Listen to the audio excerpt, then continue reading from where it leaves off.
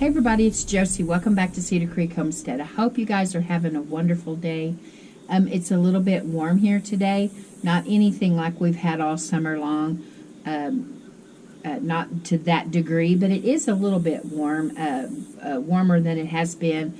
I think it's because there's not any breeze today. It's just kind of still. And I say that, and then I look and the plants are blowing. But it's just very mild breeze at all, and so it's warm here today. It's not real humid, but it is so dry. And I shared with you that we are my county of Oklahoma is D3, and the southern half of the county is already D4. We don't have any rain in sight, and so I can only imagine that the conditions are going to continue to deteriorate until we get some good rains. And I know that there are other states that are having issues. Some of you shared with me where you're at on the drought monitor, and it's looking pretty serious in a lot of areas. So we're praying for rain for ourselves. We're praying for rain around the country. I know that some of you are saying, "Don't pray for rain for us. We've got too much." And so we're praying for those that are in need of rain. Before we get started on the topic that we're talking about today, I have had some of you that have asked about an update on little Rowdy, and he had his gastroenterologist appointment on Thursday, and they did blood work, and the doctors called Cheyenne on her phone Thursday evening and told her that they had great news. His numbers are down. Headed in the right direction. They didn't see any problems. That's all good, and we give God all the praise and the glory for where he has come. Little Rowdy was so sick, and he's doing so well, gaining weight, actually getting a little bit longer. He did want to see him in 3 weeks, just to test his blood again to make sure that the numbers are staying down, so that there's not any issues going forward. But my goodness, we are so thankful for that, and I'm glad to share that update. And we're still want to tell you all that we're thankful for all the prayers and the well wishes for our family, all of the things that we've had going on this summer with Rowdy being born prematurely and being so sick, and with Papa Tex and his episodes with his heart and his 2 surgeries, and just all the different things. We're so thankful for all of the kindness that you guys bring to us, and we're thankful for that.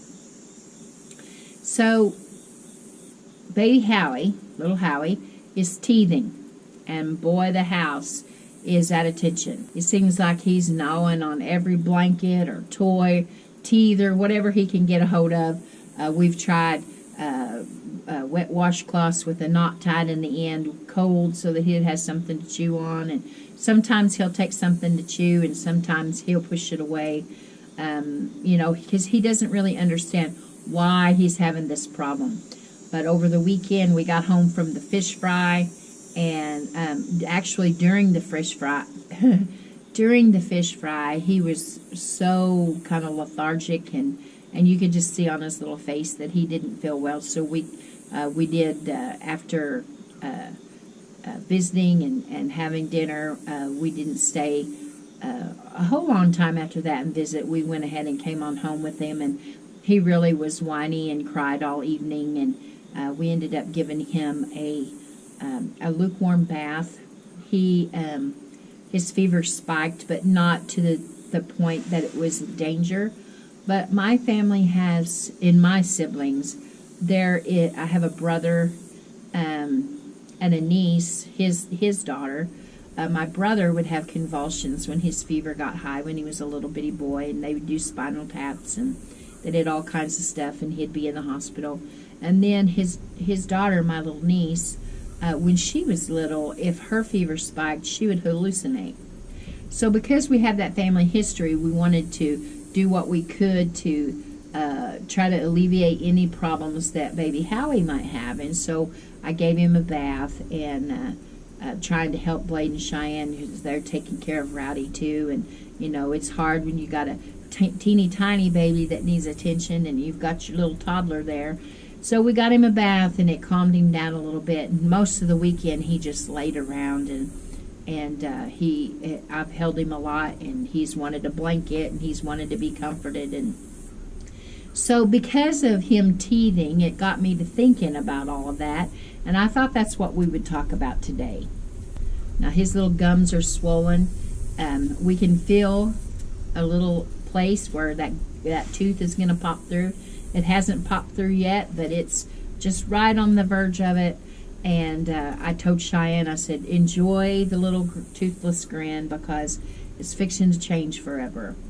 He's moving on up, changing, and he's fussy and wants to sleep a lot during the day. In the evening time, at nighttime, he's keeping Cheyenne up, just being miserable and crying and fretful. And so she's tired and he's tired, and we're all working together to try to get him through this. Now we're all going through, even though we're not teething, Howie's the one that's teething. We're all going through it, and there's not anything that we can do except for offering him things that would comfort him.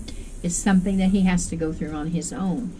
And we all go through things in our life. There's things that, you have people there that can comfort you and that can give you words of encouragement, and can be right along with you as a companion and try to do things that would bring a little bit of comfort and relief to you. But in all honesty, there are things that you just simply have to walk through yourself.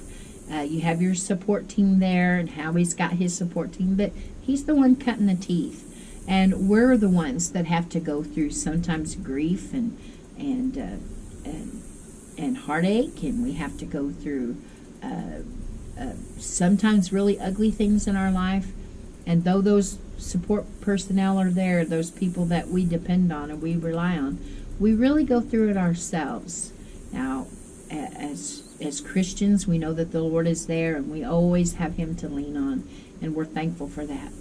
But just like Howie's teething, there's those things that we face, and we have to just continue to push through. We have to let that thing sometimes, break through.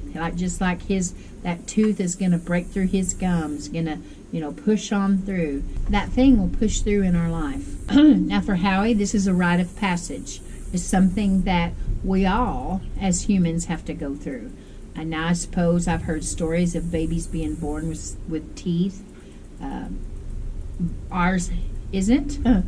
And so if he wants to move on in life and progress into a wider variety of foods and things that he can experience, then he definitely wants his teeth. He wants to be able to, or he will be wanting to learn to speak, and your teeth helps with all of that. And, it's a rite of passage. We all go through things in our lives that's a rite of passage for us. Things will begin to change for Howie. Gone will be all of those soft cereals and vegetables and fruits that are pureed, and the meats that are pureed in with these veggies and fruits, for him to be introduced to the taste of those, and he'll begin to experience new textures and new taste. And one day he'll be able to experience some of the steaks that we raise here on our farm. He'll be able to experience tasting those, and other things that are out of his reach right now. And he's moving from baby Howie to little Howie to toddler Howie. And all of you that have raised children and grandchildren know that that's an entire new set of challenges when they become a toddler. They're walking, and Howie is walking now, walking and sitting down, standing up, walking, sitting down and standing up, and he's blacked his eye, and he's bruised his cheek, and he's got a little bruise on his forehead, and all of those are trials, and all of those are rites of passage that he has to make so he can press forward in his life. He can't skip these steps. He had to learn it when he was a baby. He would have tummy time, and he would cry and scream he didn't want to be on his tummy. And it really put off his crawling for a while, because he did not want to be on his belly. He didn't want to do anything that would strengthen his core. And finally, he got finally he got through that, and we done tummy time, and we gained our core strength. And he began to realize that he wanted to move and he wanted to crawl. And so he went through that phase, and then he got to pulling up and starting to, step around the footstool and around the coffee table. And then he started letting go and taking some steps. All of that is progression. And with his teeth, he cannot skip that step. In fact, he'll go through that 20 times. By the time he's 2 or 3 years old, he will have went through it 20 times, because they'll have 10 teeth on top and 10 teeth on the bottom in their mouth. Now, have you ever wondered where the phrase cutting your teeth comes from, or what it really means? Cutting your teeth on something means that you've got early experience and learning with a particular idea, a particular skill. You cut your teeth on that. That's where you got your start. And we all have come to that place. Howie, in the physical, that's where Howie's at. He's cutting his teeth. But we are all in different phases in our life. We find ourselves cutting our teeth on something.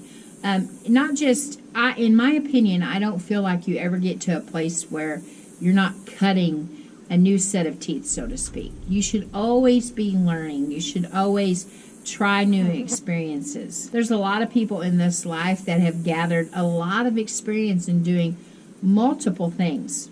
Most of them are a little bit older people, because they've got that length of time of their life to have learned thing after thing after thing.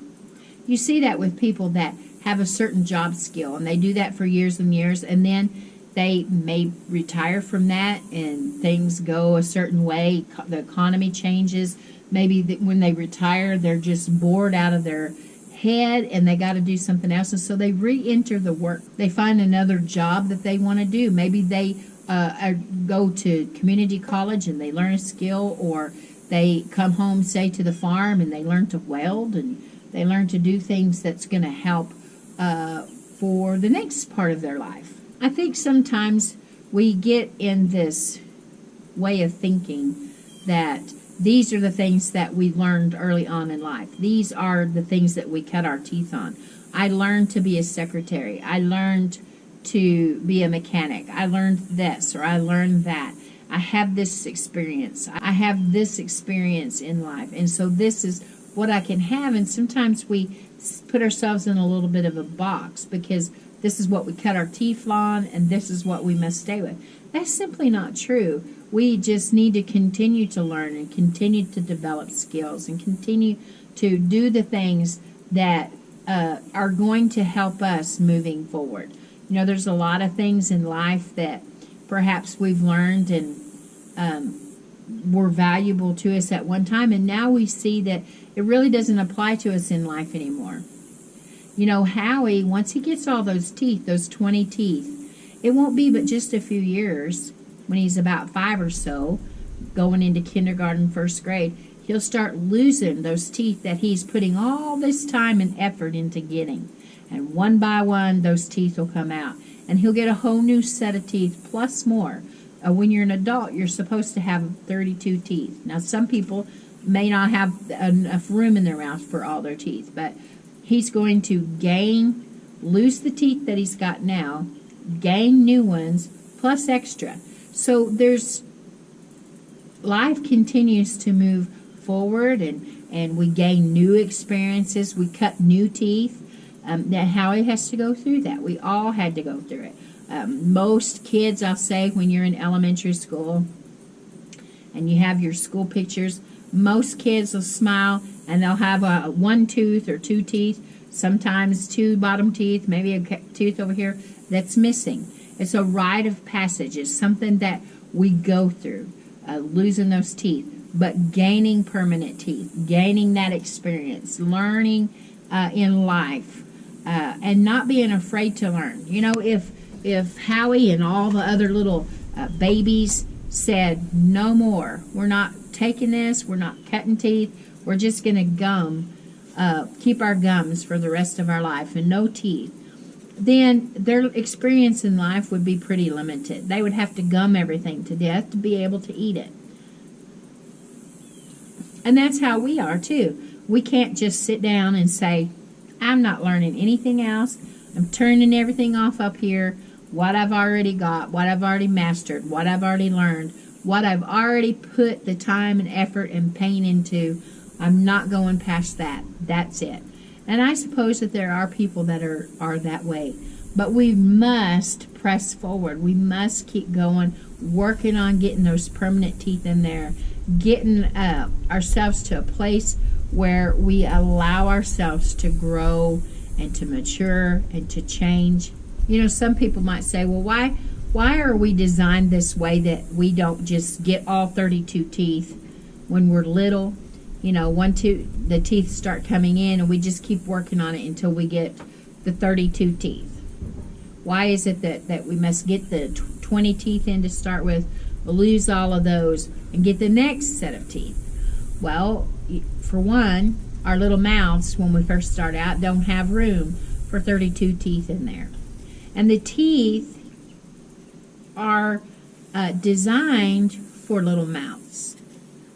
All those teeth, think about all the times that you put money under your little kid's pillow or your grandchild's pillow, and how teeny tiny those little teeth were compared to your permanent teeth. How you have to have different tools for different jobs. And so those little baby teeth, when we get older, those little baby teeth become ineffective for us, or become not able to do the job, whatever it is. You know, you learn new steps and new skills. You learn a set of skills and you get good at that, and then you apply and move on up in your company because you've learned a new set of skills, and you move on up and you move on up and you move on up with training and with hands-on learning. We must continue to push on. You know, sometimes in life we get ourselves in a place where we're in a really big hurry to take on all of these things. I've seen it a lot in people that try to purchase a new place. Maybe you've been in the city your whole life, and now you've decided to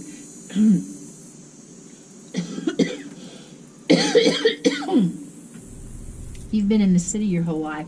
Now you've decided to take on a farm, and you want to do all the things at one time.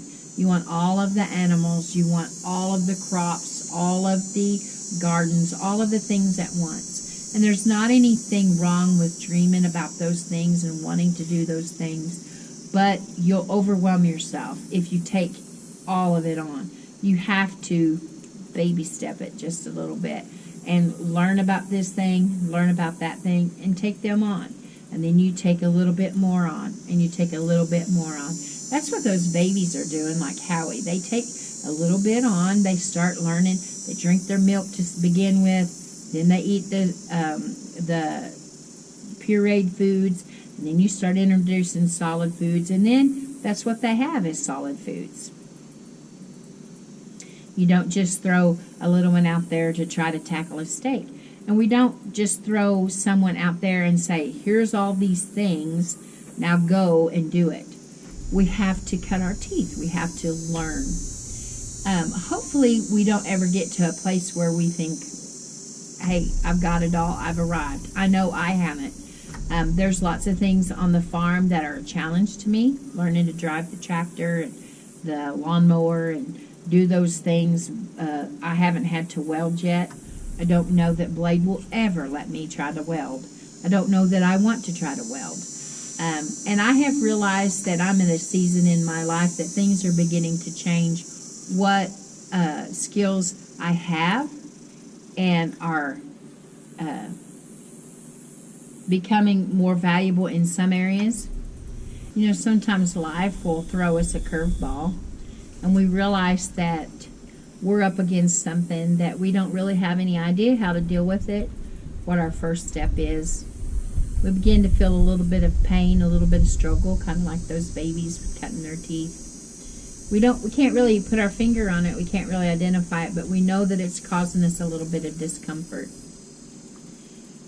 Sometimes in the physical, you know, our body is warning us that, hey, that's not a good thing. You need to change your diet, or you need to do this or do that, or, and sometimes we get uncomfortable because we have a lesson to learn. And we need to really press in there and learn the lesson. Or it seems like, or at least it does with me, guys, that I have to continuously learn, go through the process until I've learned the lesson. With us in our household, we've got Howie starting to cut his teeth.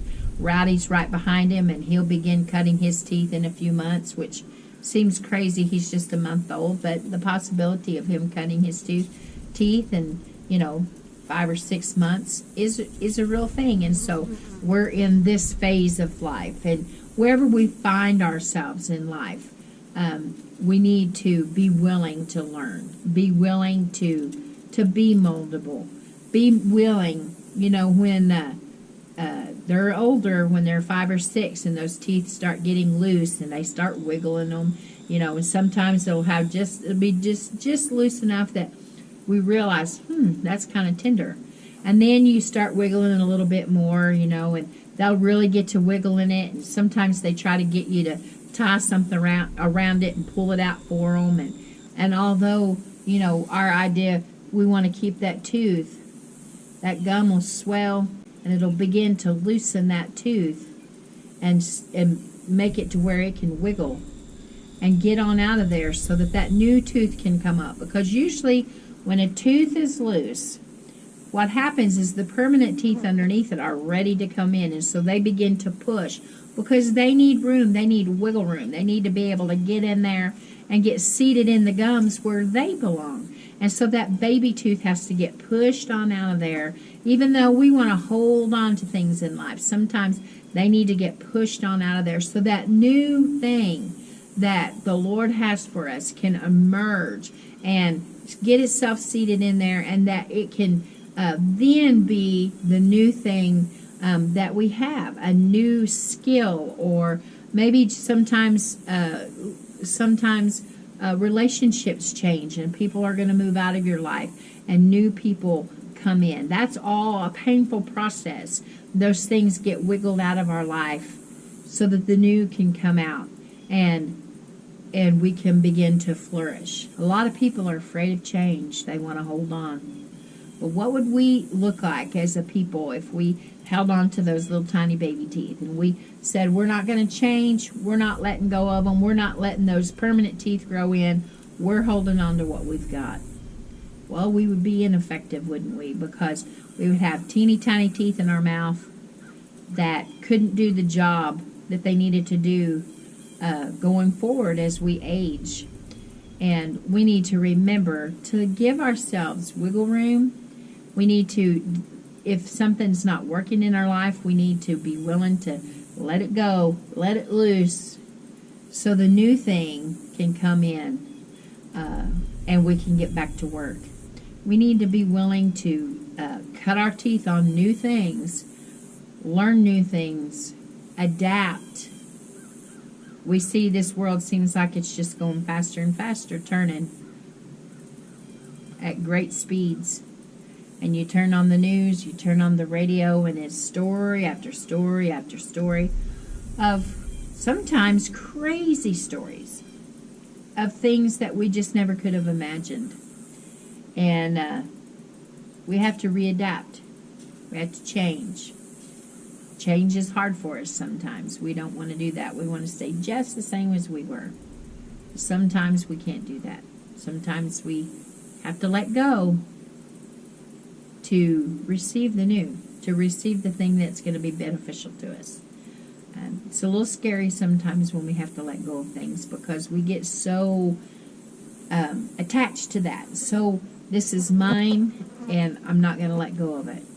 But when it begins to move, begins to wiggle, begins to cause us a little pain and a little discomfort, sometimes instead of holding on to it, it's best to let it loose. Pull it, get it out of there so that the new tooth, the new thing can come in. Now, we'll keep working here at our household, getting Howie through his first teething, and we're excited about that. I know Cheyenne is ready to get those teeth popped through, get him feeling back to normal. And we'll continue to work and to learn new things, to accept those things, to give ourselves some wiggle to get those old things out and the new things in. Not to be so set in our ways that we miss out on the opportunities because we want to hold on to the old. Not all the old is bad. I'm not saying that. I like the old paths. There are some things that sometimes in our life needs to change for the better. And we need to be willing to let it happen. I hope I've said something today to encourage you just a little bit, to be willing to learn new things, to let those things wiggle out of our lives, get out of there, just like those baby teeth wiggle out of the gums, and we start getting those permanent teeth. Let's give ourselves some wiggle room to get those new things in our lives and to learn some new skills. Maybe you need to learn to can or to put things back. Make preparations for the days ahead that we're not really sure about. Until next time, guys, this is Josie. I hope you guys have a wonderful, wonderful rest of the afternoon. Keep looking well to the ways of your household. And until next time, we're gone.